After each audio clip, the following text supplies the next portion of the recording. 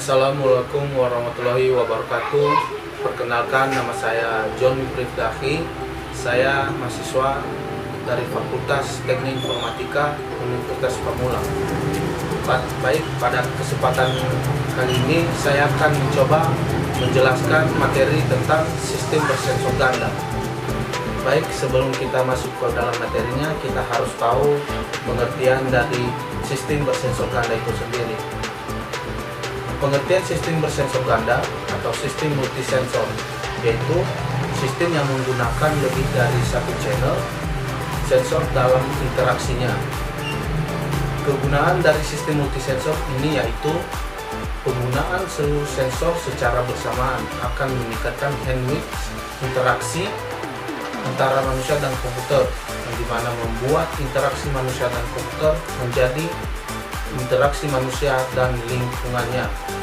Baik, dalam sistem bersensor ganda ini kita akan mencoba mempelajari yang pertama yaitu unstable sensory inputs, multimodal dan multimedia system. Yang kedua yaitu speech pada interface. Yang ketiga yaitu non-speech sound. Yang keempat yaitu pengenalan tulis tangan atau handwriting recognition. Yang terakhir yaitu animasi dan video. Baik, kita akan masuk dari materi yang pertama yaitu unstable sensory inputs, multimodal dan multimedia system.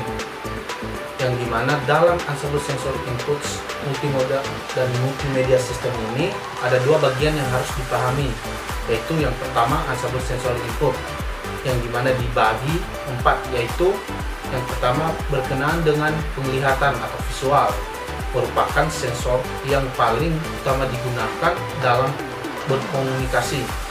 Yang kedua yaitu suara atau sound, digunakan terbatas pada beberapa interface. Misalnya suara beep digunakan sebagai warning. Yang ketiga yaitu pendengaran atau hearing, digunakan dalam kehidupan sehari-hari sehingga perluasan aplikasi ke interface dapat bermanfaat. Yang ketiga yaitu yang terakhir yaitu bau atau smell, merupakan sensor yang paling sedikit digunakan karena digunakan sebagai penerima informasi untuk komunikasi. Yang kedua yaitu multimodal dan multimedia system, yang dimana multimodal system dikembangkan untuk mengambil keuntungan atas indera alami manusia dengan menggunakan lebih dari satu indera atau mode komunikasi. Sistem ini lebih memberdayakan penggunaan auditorial channel atau jalur yang berhubungan dengan pendengaran atau suara. Multimedia system menggunakan sejumlah media yang beberapa untuk berkomunikasi dan informasi, yaitu sound, video, teks, grafik, animasi, dan CDI. Baik, materi selanjutnya yaitu speech pada interface, yang dimana struktur perkataan atau struktur of speech. Struktur dasarnya yaitu bahasa Inggris terdiri dari 40 fonem. Yang kedua itu tiap fonem mempresentasikan suara atau bunyi yang berbeda atau 24 konsonan dan 16 vokal, yang dimana perlu berbahan pada bunyi dan kualitas fonem disebut yaitu prosodi atau intonasi, dan digunakan untuk menyampaikan banyak arti dan nuansa emosi pada suatu kalimat. Prosodi memberikan kekayaan dan struktur bahasa, tapi sangat sulit untuk dihitung secara kualitas. Selanjutnya yaitu pengenalan perkataan atau speech recognition. Banyak usaha untuk membangun speech recognition system, tapi banyak juga yang menemui ketidaksuksesan.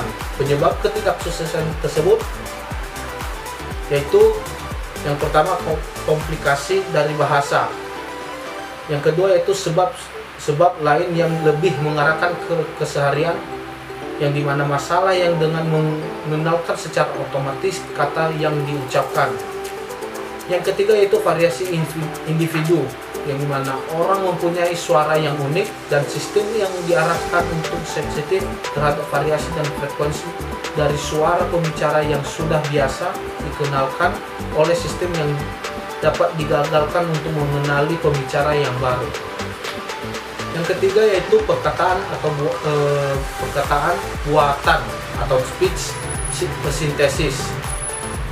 Speech synthesis merupakan pelengkapan dari speech recognition. Ide agar dapat berbicara dengan komputer merupakan hal yang menarik bagi banyak user, khususnya bagi mereka yang tidak bisa komputer. Masalah yang ada pada speech system synthesis ini mencakup yang pertama, yaitu user sangat sensitif terhadap variasi dengan informasi bicara. Yang kedua yaitu output dalam bentuk suara atau spoken output tidak dapat diulang atau di-browse dengan mudah. Yang terakhir yaitu meningkatkan noise atau berisik pada lingkungan kantor. Baik, kita akan masuk ke dalam materi yang ketiga, yang dimana kita akan membahas non-speech sound. Non-speech sound digunakan sebagai alarm atau warning atau status informasi. Penampilan informasi yang redundan dapat meningkatkan kinerja user. Contohnya yaitu user dapat mengingat suara yang mencerminkan ikon tertentu. User dapat mengingat ikon tertentu tersebut, tapi bukan tampilan visualnya. Ketidakjelasan suatu mode dapat dipecahkan dengan menggunakan informasi yang digunakan melalui media lain. Misal, speech recognition system yang menggunakan kamera untuk merekam gerak bibir. Kata-kata yang tidak jelas atau phrase dapat dipecahkan lebih akurat dengan menggunakan informasi visual.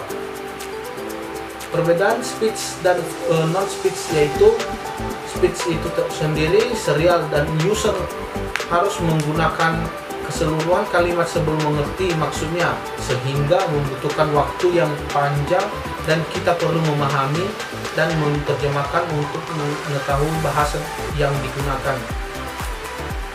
Sedangkan non-speech dapat diasosiasikan dengan kejadian khusus dan waktu yang dibutuhkan lebih pendek, universal atau mempunyai arti yang sama di belahan bumi manapun, dan menyediakan informasi status dan navigasi sistem.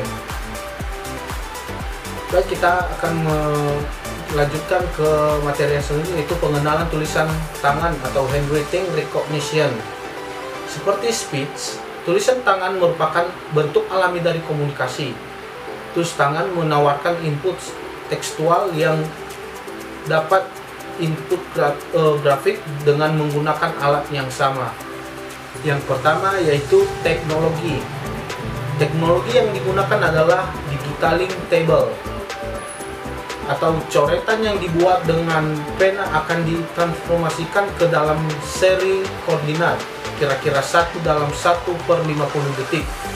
Gerakan-gerakan yang cepat akan menghasilkan titik-titik yang lebih jarang dibandingkan dengan gerakan-gerakan lambat.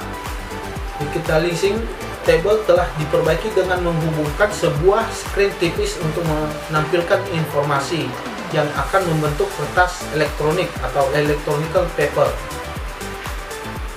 Yang selanjutnya itu pengenalan tulisan tangan. Tulisan tangan orang per orang sangatlah bervariasi dan tiap orang berubah-ubah tulisan dengan tangannya dari hari ke hari. Hal ini akan menimbulkan kesulitan untuk sistem pengenalan yang bekerja dengan mencoba mengidentifikasi baris-baris yang berisi teks dan kemudian memilah-milah images yang digitasi ke dalam karakter-karakter yang terpisah. Baik, kita akan masuk ke dalam materi yang terakhir, yaitu animasi dan video. Yang pertama yaitu animasi. Animasi menjadi elemen yang paling biasa atau lazim pada sebuah sistem. Dengan animasi dapat membuat sistem image berpisah, berubah atau alter dan berganti pada waktu yang bersamaan. Contohnya yaitu animasi kursor, jam, ikon dan gelas untuk menunjukkan sebuah pekerjaan sedang berlangsung. Yang terakhir yaitu kartu. Yang kedua yaitu video dan digital video. Penggunaan video akan memperluas potensi interface dan memberikan desain tools atau alat lain dan cara lain untuk menampilkan informasi. macam-macam CD-nya, yaitu CDI, mempunyai video terbatas dan kapasitas still image. Yang selanjutnya itu ditunjukkan untuk pasaran domestik, baik full screen animation daripada video untuk Word. Yang terakhir yaitu CDXI atau Extended Artifacts Texture. Sekian pemaparan materi dari saya. Jika ada penjelasan yang kurang dipahami, mohon dimaklumi. Terima kasih.